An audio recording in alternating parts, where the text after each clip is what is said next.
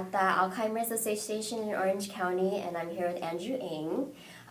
He is the Outreach and Advocacy Coordinator. So can you just tell us a little bit about yourself? Well, I've been at the Alzheimer's Association for a little bit over 3 years. And what I essentially do here is, right now my role is working in public policy for Alzheimer's disease. So essentially what that means is I work with our elected officials in Orange County that are representing our constituents in Orange County, and I talk to them about issues regarding aging, regarding Alzheimer's disease, and anything that might concern their families and family caregivers. I essentially advocate for those people. And for the past few years, we have been actually very successful in Orange County, saving such programs as the adult day health care centers, also preserving the in-home supportive services benefit for family caregivers who get reimbursed for essentially quitting their jobs and staying at home to care for their family. That's awesome, because I know right now for the adult day care center, there's not really a lot of fundings for it. So. And that will actually probably be one of our initiatives going up to Sacramento on March 6th.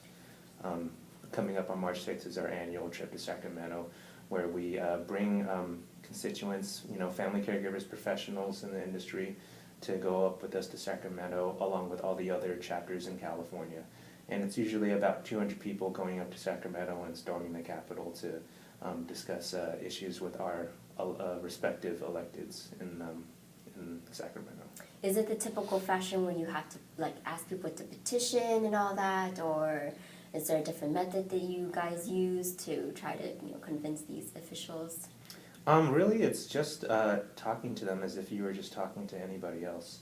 The only difference is that they have the power to vote on a law or pass a law, or even create one if they were that much invested into it. But really, it's just bringing people that they serve to talk to them and to share their stories and relate that to what essentially we're trying to get done. That's awesome. What got you into doing, what you're doing right now? I guess if you look at my background, it wasn't exactly something that I planned out. I started off as a bio major at UCI, and then I actually switched to social ecology and criminology. And I was actually close to being on my way to becoming a police officer. But being an only child, that obviously got shut down really fast. While I was in college, the whole time I was at UCI, I worked at the UCI Mind Institute. Back then it was called the Institute of Brain Aging and Dementia. They've recently gone over a name change. Essentially what that was that I worked at the assessment clinic at UCI, where they assess people who potentially might have Alzheimer's or MCI. I worked there as a work study, so a lot of data entry type stuff. I also helped maintain medical records, under HIPAA compliance, pretty much any other small job that they gave me. And while you're there, you develop a close relationship with everyone that you work with and with the people that come in, and it really started to speak out to me as how devastating Alzheimer's disease and dementia can be for a family and for just the person in general. And I never seen any disease that pretty much robs you of everything, your dignity, your money. And I just thought that, this is definitely something that's very important, and it's something that I could get behind. And I never thought that I would work at the Alzheimer's Association, but once I graduated, my supervisor at UCI Mind actually recommended me here. It was an opportunity that I couldn't pass up, and I've been here since. That's great. What motivates you to come to work every day? Really, it's the people that I work with. There's so many wonderful people, and there's not just my coworkers, but the people that we serve too. You see the love that they have for their family. You see how they struggle, how they're just dealing with such a horrible problem. What motivates me is essentially what our vision is a world without Alzheimer's. Of course, there's also challenges to being work. So what challenges do you face, working in this type of field? even working with the people themselves, the dementia people? Well, I guess I'll approach it in two ways: working with my actual job and just not the nonprofit world in general. I mean, the nonprofit world is tough mainly because it's a nonprofit. You don't have a lot of resources to use. For us especially, we realize in this economy that in order to survive, we have to sort of band together and work together and not duplicate efforts or duplicate resources. So yeah, that's probably the biggest challenge for being a nonprofit, especially nowadays when donations aren't coming in as much as they used to, is resources is always an issue. And on the other side of working with the actual disease, one of the issues that we specifically struggle with and that we're always trying to fix is just the general awareness of the disease. People have heard the name Alzheimer's disease, but they don't exactly know what it means. They don't know how you get it, that it can kill you. People just think that, the general stigma is that it's an old person disease. But when you really look at the disease in general, and you look at the population, the average life expectancy in the United States, it's 88.2 years, something like that. And the disease itself statistically gets diagnosed with about 1 in 8 over the age of 65. And you're looking only at a life expectancy that's only going to stay the same or climb. It's not going to go down, which means we're going to be looking at a huge influx of people with Alzheimer's disease. And if you climb even higher to 85, it's 1 in 2. So 50% of the people that reach 85 are going to have Alzheimer's disease. And it's just that I feel, and the struggle is kind of preparing the population for that, because I don't think a lot of people realize how big of a problem this is going to be, because we're looking at one of the biggest populations that this world has ever seen, the baby boomer population retiring. We're going to have to deal with that population entering a whole new phase in their life where they're at risk for something like this.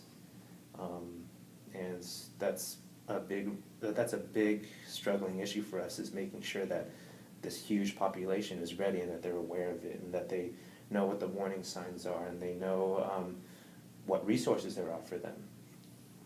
Because this is going to be a big issue for healthcare and just for them in general. I agree, because from my experience, I think the Asia community, they're not really aware of this type of stuff, and I feel like it's really important to really get that to them. Yeah, and there is an issue with a cultural background for a lot of people. A lot of the multicultural communities don't make this as an issue to discuss openly.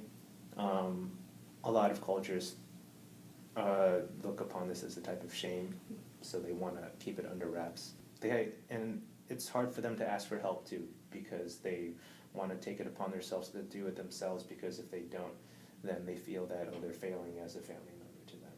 And that's not just a multicultural thing, it's everybody. Yes. Everybody has that feeling where, if I ask for help, that means that I can't do it myself and that I'm doing a bad job as a family member. That's a big thing that we're trying to push. It's hard, and as I said, with our resources as a nonprofit, it's hard reaching into the multicultural community. We have, here specifically, we have a full-time Spanish outreach staff member, and we have a part-time Vietnamese one. In Orange County, the two biggest multicultural populations here are Spanish and Vietnamese, to say the least. Earlier you mentioned a program here. Can you explain more about that? Here in Orange County, we have a program called the Memories in the Making program, and what it is that we train facilitators here in our office, and there's people that come from all over the country actually to come to Orange County to receive this training, because it's not offered everywhere. And what we do is we train these facilitators to work with patients with Alzheimer's disease and facilitate art classes in the community. And these pieces of art are essentially ways for Alzheimer's disease patients and other dementia patients to communicate. It's used as a platform for them to express themselves, so to say. And one of the things that has been known about Alzheimer's disease and the studies that have been done in the past is that when there's a deterioration in your brain, which is essentially what Alzheimer's is, your brain, of course, has to compensate for it. And the part that usually ends up compensating is the part that has the creative side, the artistic side. And as a result, all these Alzheimer's patients are creating these beautiful paintings that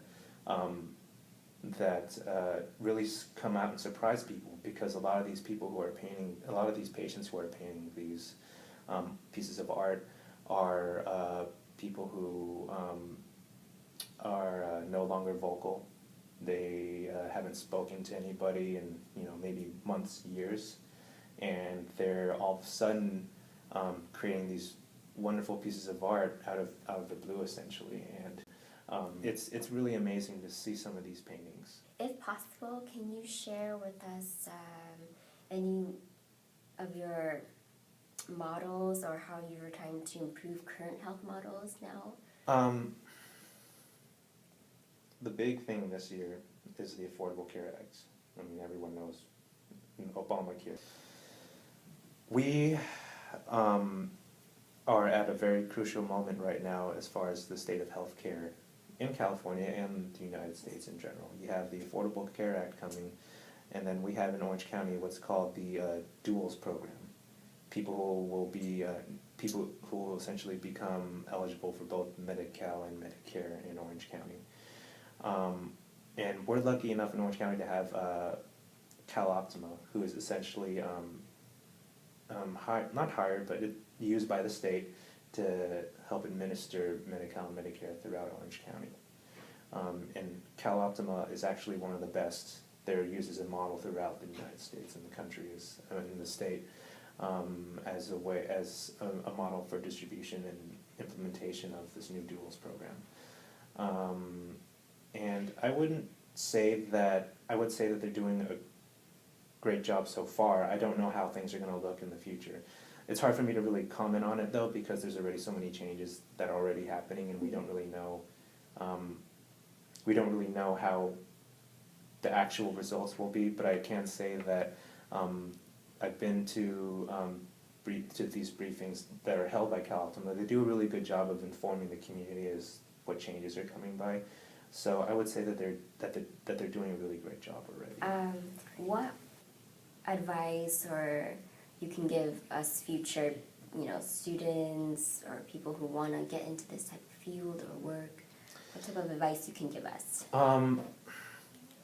Well, especially for younger people, I think the best thing that they can do right now is just get involved, whether it's interning or volunteering, and getting just involved at an early stage in your life is great just for your own development as far as whether or not you see yourself fitting in this type of field, but also in this particular field, what exactly might fit you. Is there any future events or upcoming events you can tell us that we can maybe look forward to and even participate in?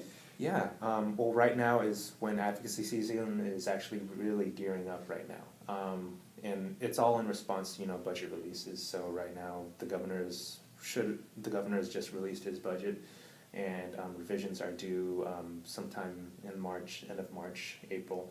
And so what we are going to be doing is we develop a policy statement with our California state office. And so once that policy statement is produced, we review it, we meet with our elected officials in the county, and on March 6th is when we actually go up to Sacramento. And we do bring as many people as we can. There are scholarships available too. Probably one of the most life-changing experiences that I've had working here so far, because of just the sheer magnitude of it. I mean, going up there and seeing just 200 people from all over the state coming in to do the same thing that you're there to do. It's a very moving trip. And it's just a great experience for anyone that's looking to get into this field, because policy affects everybody. I hope our viewers are informed as well. Please check out the Alzheimer's Association website for more information about that scholarship and just more information of their updated events. So thank you for your time, Andrew. Mm-hmm.